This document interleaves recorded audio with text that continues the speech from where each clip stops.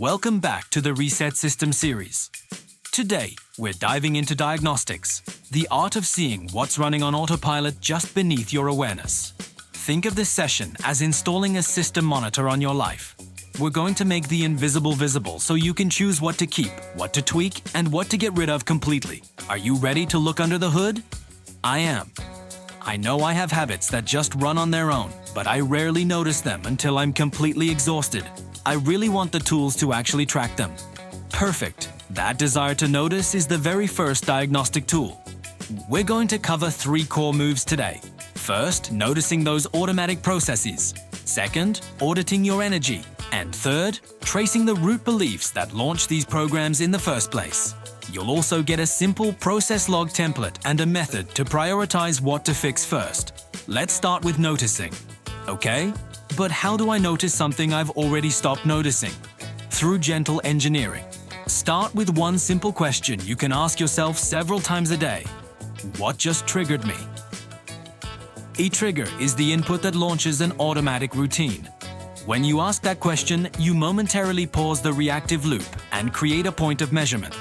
For the next minute, just say those words to yourself. What just triggered me? And check in with your body and your thoughts. That sounds doable. Can you give me an example of a trigger and a routine? Sure. A trigger could be a Slack ping while you're deep in focus work. The routine? You reflexively open Slack, skim messages for 5 minutes and suddenly feel distracted. Or a trigger might be a text from a friend and the routine is immediate scrolling, coupled with anxiety about how to respond. The point is, once you can reliably name the trigger, you can log it and measure its energy cost. So the process log just records the trigger and the routine. Exactly. And let me give you the process log template you'll use. It's super simple, low friction, so you'll actually stick with it. It has just 5 fields. First, the time and date. Second, the trigger or situation, like Slack ping or evening loneliness. Third, the automatic routine, what you did, like open Slack or doom scroll. Fourth, your feeling or emotion, irritation, shame, emptiness. And fifth, the energy cost or result, a short note like +0 productivity, 20 focus. Just make one entry whenever you notice a routine. Don't overthink it. The goal is to capture raw data. I like the simplicity. How often should I be logging? For the first week, aim for every single time you notice a routine. Ideally 5 to 10 entries a day if you're busy. If that feels like too much, set a minimum of 3 entries, morning, midday, and evening.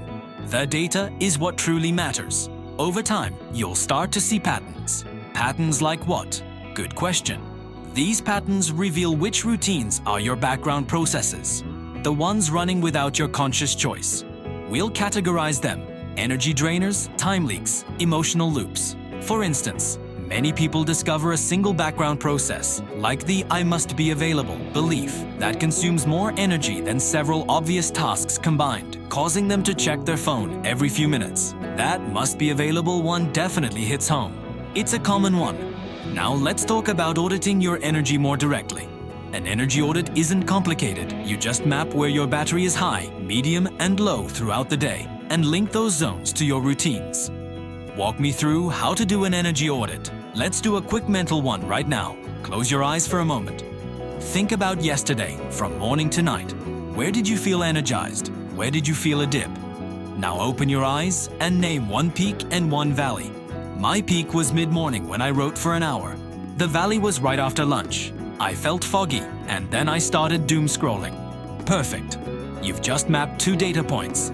The peak aligns with a focused routine that supports you, while the valley aligns with a habit that drains you and invites a distracting routine. On your process log, just mark the energy level, high, medium, or low, next to each entry. Over a week, you'll see your energy map emerge. I can see how that would be really revealing. It is.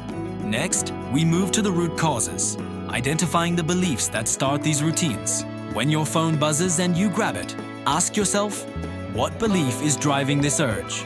Maybe it's, if I don't respond immediately, people will think I don't care. Or, I must stay informed to be safe.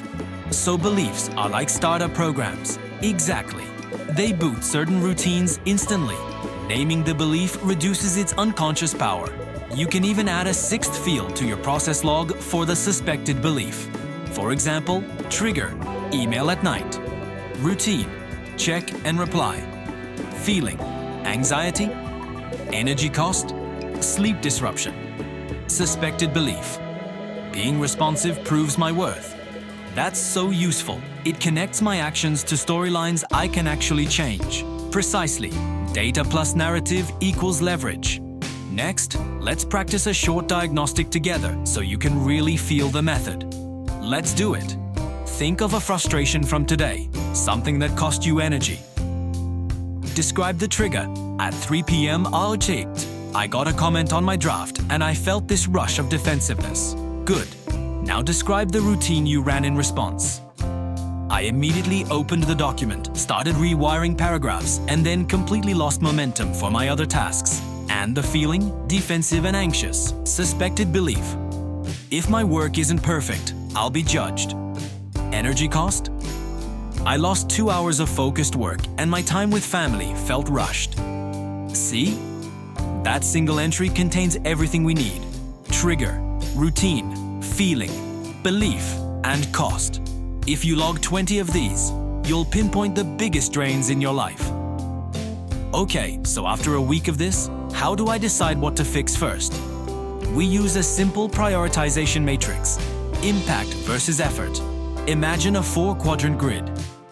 Top left is high impact, low effort. These are your quick wins. Do them first. Top right is high impact, high effort. Plan and schedule these, they're major projects. Bottom left is low impact, low effort.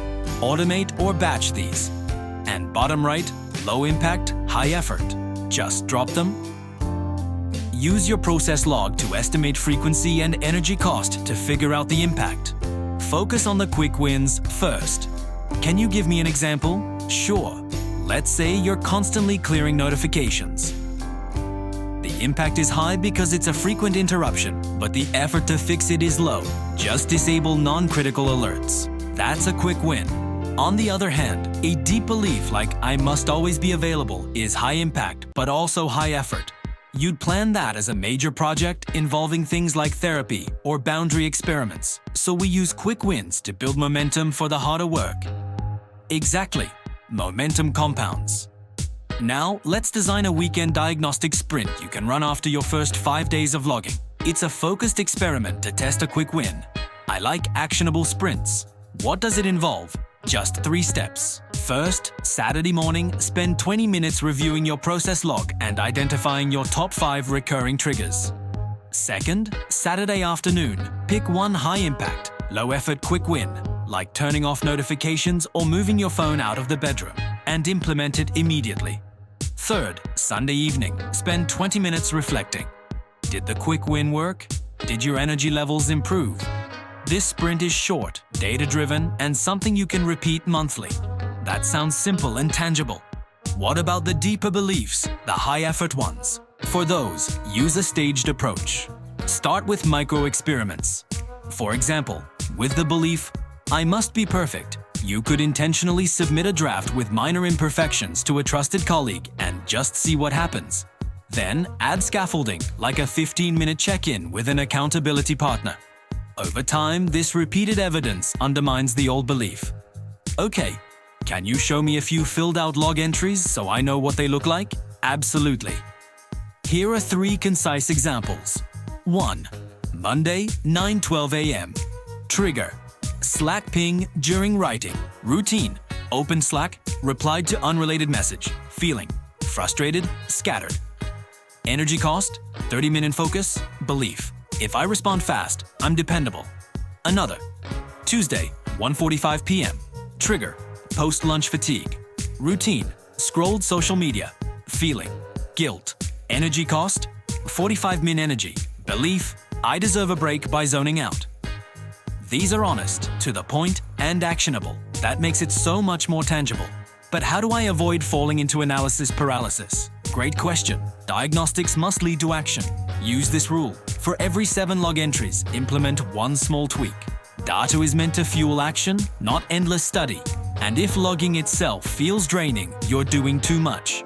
reduce the frequency, and just focus on the biggest, most obvious patterns. That's practical. What if I resist logging because I don't want to face the truth? Resistance is data too. Log it. Entry: resistance to logging. Note the feeling and ask why. Often, the fear is just of seeing unpleasant patterns. But remember, you are not the pattern. You are the engineer who can change it. I think I'll disable Slack pings during my writing blocks. Perfect. That's your first quick win. Before we wrap up, let's design your first 7-day diagnostic plan. Day 0. Prepare your logging tool. Days 1 through 6. Log your triggers and routines. Each evening, spend 5 minutes reflecting.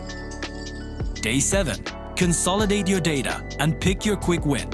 Day 8. Reflect on whether the change worked. That's one full cycle. That feels really manageable? It is. And it's powerful. A routine that shows up 10 times a week and drains you is a much higher priority than one that shows up once. That's how you prioritize. Now, 3 final tips. 1. Be kind in your logs. This is debug data, not a shame list. 2. Keep it tiny. If a full log is too much, just write the trigger, routine, and 1 word for your feeling.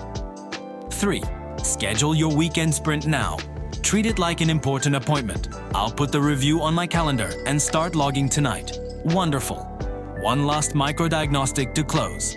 Close your eyes, breathe in, and imagine your day tomorrow with one small firewall in place. Maybe those muted notifications. Visualize yourself noticing a trigger, logging it, and choosing a different, better response. Now open your eyes. I can see it. It feels small, doable, and quieter. That visualization is part of the process. You're creating the possibility of action. As you begin logging, remember, you are collecting evidence to become the engineer of your own system. Thank you for joining me. You're now equipped to find what's draining you and fix it. 1 week of honest logging is all it takes to create real change. Start small, iterate, and remember that diagnostics are an act of compassion, not judgment. Thanks for watching. If this was helpful, hit that subscribe button and join us for the next episode, where we'll use the patterns you uncover to engineer deep focus. See you then.